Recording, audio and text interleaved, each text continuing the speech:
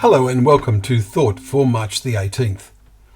Our readings are Leviticus chapter 26, Psalm 137, 138 and 139, and Luke chapter 9.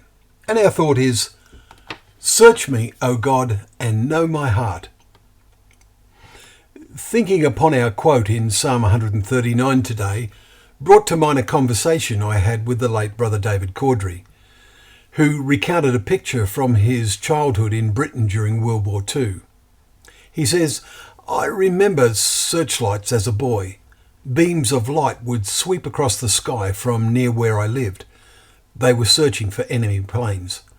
If they found one, they would lock onto it, and the gunners would try to shoot it down. Anti-aircraft gunners were right near the house of my wife Fran. I did not know her then. It was a test of faith, and her mother had a very firm faith, and this gave peace of mind to her two children.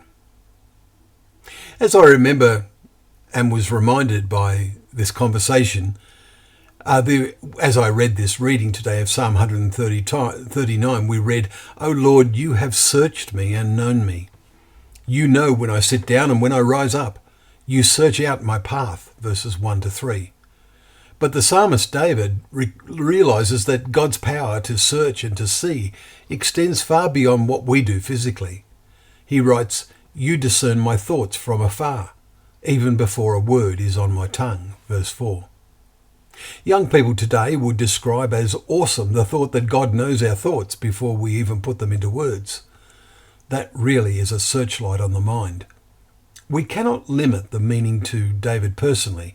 It applies to all who believe they have a relationship with God, as David knew he did. There is even more than this.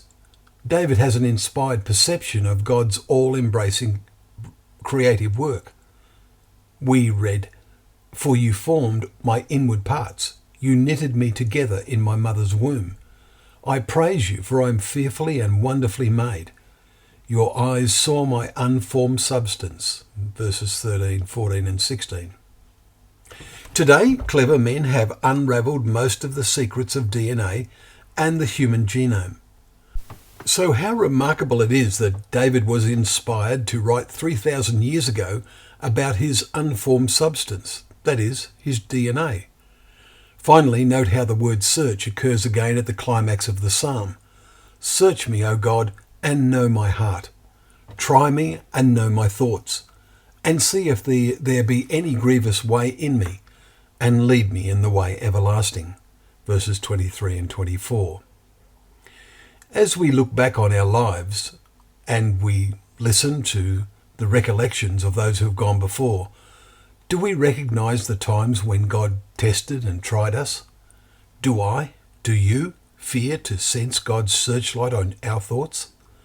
He does not search to shoot us down, but all of us have had times when we needed to be redirected.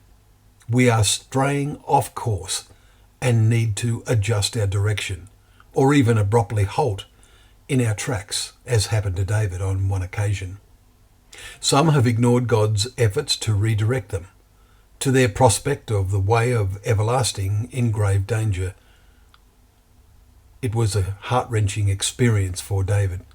We all want God to lead us in the way everlasting, and his searching our hearts is part of leading.